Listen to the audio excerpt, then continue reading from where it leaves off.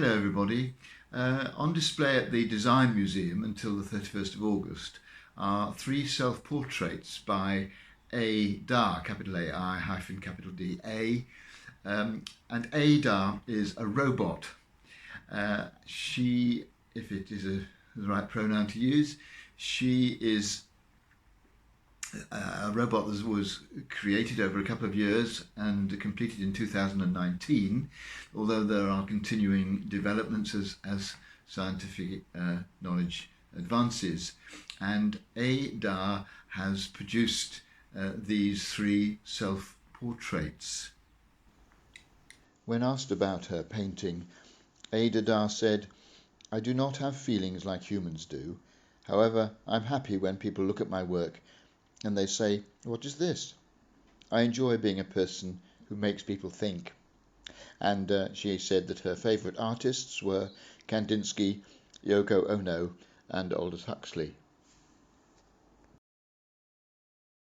The challenge that Ada presents to us is to ask what is the difference between her, if that's the right pronoun to use, as a robot, and us as human beings.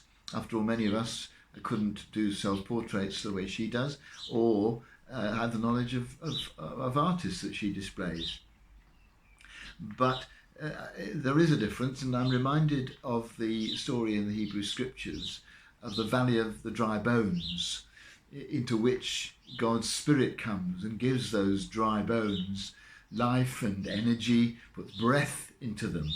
And I think human beings, and indeed all living beings, are filled with God's life, God's energy. That's what makes them different from something like a robot, which can't be filled in that way, can't have that kind of breath, that kind of life within them.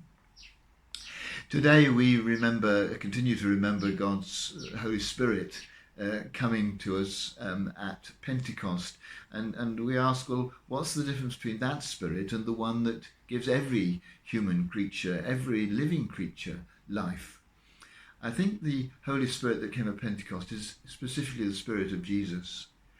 The Spirit comes to us to enable us to be the kind of people that Jesus was, and Jesus, for many of us, is the ultimate example of what it is to be human.